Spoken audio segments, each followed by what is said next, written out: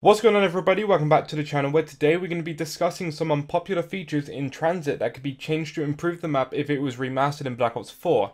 If you're going to enjoy the video, please make sure to leave a like rating and hit the bell icon to never miss an upload from myself. Remember to subscribe to the channel to help me hit the 2,500 subscribers, and with all that out of the way, let's start off today's video by talking about the Denizens. I think ever since Transit came out in 2012, the Denizens have always been something that people just never liked, including myself. I always found them annoying, especially from the first day. My first game, I ran into the little mist thing, not realizing that the bus was there. And the denizens started jumping on me now. I was thinking, how else were we meant to get around this? Thinking that the denizens were unavoidable. From day one, I wasn't really a big fan of that, although I did like the map as such at first. And then it sort of got really tedious in general, playing the map. And it got a little bit better when I realised the bus was actually there for transport as opposed to just, sitting there for ornamental purposes. But the denizens are really annoying, and they're almost like a meme within zombies. I think even Jason Blundell had admitted that he doesn't like the denizens and he doesn't like the idea of them. So hopefully when it gets remastered, or if it gets remastered should I say, that the denizens will not be returning into Transit. But if it does return for any reason, I'd like to see them change in some way. I would like to see the denizens either slow down so they don't jump on you as much, or a little bit weaker so you can hit them once and they come off of you, as opposed to hitting them 4 or 5 times before they're actually off of you. Just little things like that. If they had to bring the denizens back because they feel like the denizens were part of Transit, then just make it a bit easier and a bit nicer to play with. The only thing I could actually say good about the denizens is that you could use them to teleport between different points in the map by using them to jump onto your back to then go up to a lamppost. But the thing with that is they could easily tweak it to a point where you could activate those lampposts or teleport little things without using a denizen. You could just go up to it and throw a grenade, say, or something simple like that. But if it was down to me and if I was the one making this map personally, I would just scrap the whole idea of denizens. Coming into the next point of this video is a little bit tied in with denizens, because it's only when you see the denizens is the little parts between each main part of the map where it's foggy. The denizens are only in the foggy places. And just in general, fog is annoying in zombies because it gets in your way and you can't see where you're going. Exactly the same with the denizens. They get in your way, you don't know where you're going. You can get lost in these foggy areas, and you need to know what you're doing as a zombies player, otherwise you're going to get down really quick, because if you don't know what you're doing, if you don't know where you're going, or if you can't see where you're going, then obviously you're just going to go down because you're not playing well. The fog does that. The fog gets in your way and it's really annoying. I would say in other maps like Call of the Dead and Origins, the fog is worse, but in Transit it's still there, and it's still, I don't know, it's just not a nice thing to have in Transit. I feel like this map was rushed to begin with, so when they started developing it, they wanted just this massive zombies map because they wanted to give us something that we never had before, so a huge zombies map, and they didn't have enough time to develop everything, so what they decided to do in the end is underdevelop certain parts of the map and just stick fog in the way to make sure that we don't see the lack of detail in certain parts of the map. That's what I feel like they've done to it anyway, and that's why there's so much fog everywhere. But they remastered it, and I'm hoping that they have sort of more time to make these, the map more detailed and look better. So the next point I want to make in this video is going to be about the Pack-a-Punch and the location, how to get to it, just everything to do with the Pack-a-Punch in Transit was really tedious in my opinion, and it wasn't easy, especially for new players to access. So to get to the Pack-a-Punch in Transit, you had to first of all go over to the power area, activate the power, and then within a certain time frame, you had to then go over to the vault. If I remember correctly, in the town area, you had to get there, go down below.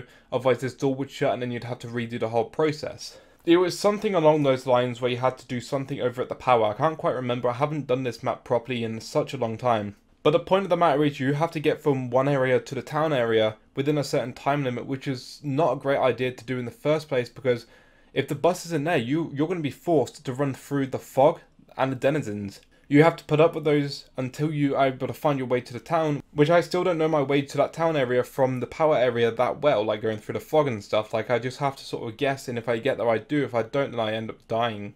So just to get to the Pack-a-Punch itself was not very friendly to the new players. And then the location itself, once you do unlock it, is a very awkward location because it's just down a very long corridor with zombie windows all down it.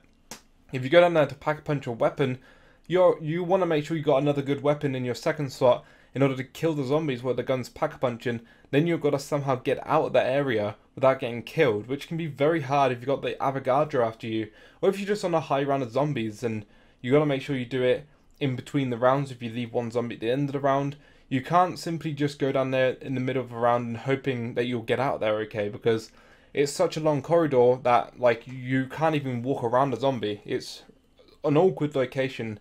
I really hope that they change the location of the Pack-a-Punch to somewhere else in Transit, which will make it a little bit easier for people to actually Pack-a-Punch their guns if it gets remastered. My next point is going to be a very quick one, but it's going to be to do with the lava. Lava is very annoying to walk on. It can easily down you if you're not careful. And just in general, again, the lava is an annoying asset to Transit. And I understand why it's there storyline purpose, because we've just blown up the earth and you're there and it's all like the lava's coming out of the ground and stuff. I get that, but it's still very annoying to play with. And out of the list, this will be my least concerned thing. It's just that if they do remaster this map, it would be nice to not have the lava come back. So next up, I had to put this one in the list because it is such an important part of any map, which is going to be the wonder weapon, in this case the jet gun. The jet gun is just trash. It would be definitely the worst wonder weapon, I would say, in the entirety of any zombies map ever created by any developer.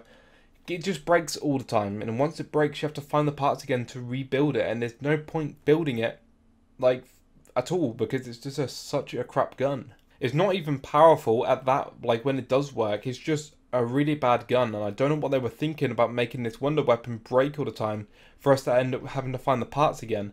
Such a bad, poorly designed like gun in my opinion, and if they remastered it, they could easily change it to make it a lot better. Have the same gun, but don't let it break at all. Like, just, it's in your hand forever, just like any other wonder weapon. It doesn't break, it just runs out of ammo. Then you have to find your ammo again, whether it's a max ammo, or whether you just get some off the wall. Just make sure this gun doesn't break and it'd be a lot better already. Another good thing to do with this gun would be just to increase the power a little bit.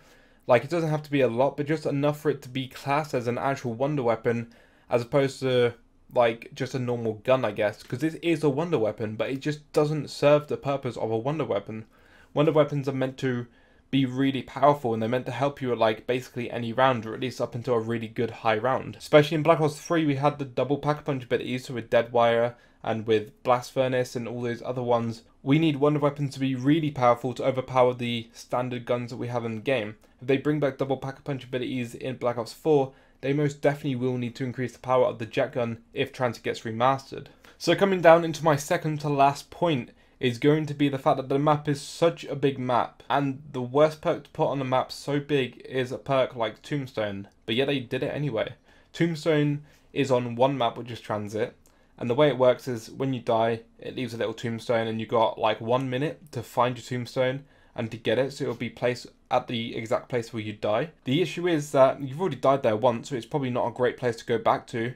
And second, you've only got 1 minute to get there, but this map is so big that it can take you way over a minute to get back to where you were, depending on where you spawned. So how about you change it up a bit by, instead of having it a 1 minute thing, having it on like a 5 minute timer maybe, and tell you when like the time's about to run out. I can't remember if Tombstone already tells you like how long you got left, but that would be a good thing to have on there to tell you like, oh, you've got like 5 seconds left, or you know, something like that. Or to make sure that the character spawns closer to where he just died if he has tombstone. So if you spawn close to your tombstone, you can quickly run up to it, grab it, and you're good to go again. You've got all your weapons and your perks back. Or just something like that to make it easier to get your like guns and perks back. In Infinite Warfare Zombies, they made this sort of different. They still basically tombstone, but they did it in such a way where you had to buy your weapons back and your perks back by going to the Lost and Found, so that was a cool idea for Infinite Warfare to do. Different to having an actual perk, but that's what Transit did. They had Tombstone. It didn't really work out so well because it's on a map so big that nobody could ever go back to their actual tomb to collect it. And the last point I want to put in this video is going to be based around the bus. The bus is a pretty cool idea. It was a different way of transport that we'd never seen previously, and I don't think we've really seen anything like it since. And the cool thing about the bus as well is that you could put different upgrades on it, so you could put like the ramp thing at the front so the zombies couldn't climb up the front. You could put a ladder on the top and a hatchet in the top so you could climb onto the roof of the bus, etc. They were some cool upgrades, but they could still do making the bus a little bit easier to survive in. On the higher rounds, the bus is really hard to survive in, and you want to make sure you definitely have a good weapon. It's not a big place to train, so once you got zombies left, right, in front and behind you, you're going to be screwed regardless.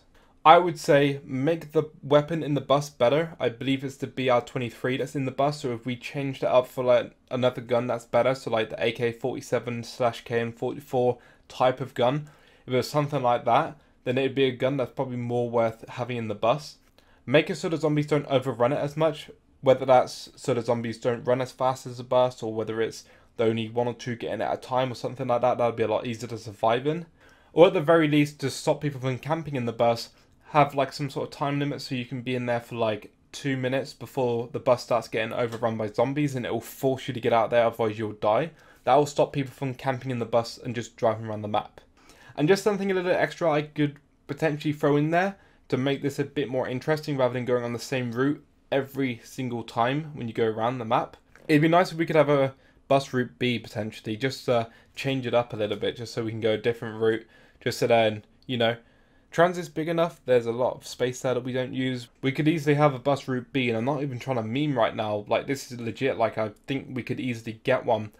As we saw in Moon Remastered, we got the Space Dog, which people thought was going to be in the original Moon and just wasn't. And then when people decided that, you know, that's stupid, we'll never see that again sort of thing, we get the Space Dog in Moon Remastered. And the bus route B is basically the same thing. People thought for ages that bus route B was a legit thing in Transit.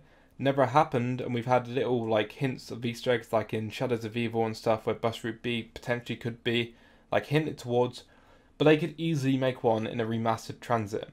But anyway, that's going to be it for the video. If you enjoyed this video, go ahead, leave a like rating, and like I say, don't forget to hit the bell icon to never miss an upload from myself. Subscribe to the channel, help me hit the 2,500 subscribers. If you've got any other suggestions to how you can change up Transit to make it improve, then do put those down in the comment section below as well. And with all that out of the way, I'd like to thank you very much for watching the video, and I'll catch you guys next time. Thank you, and peace out.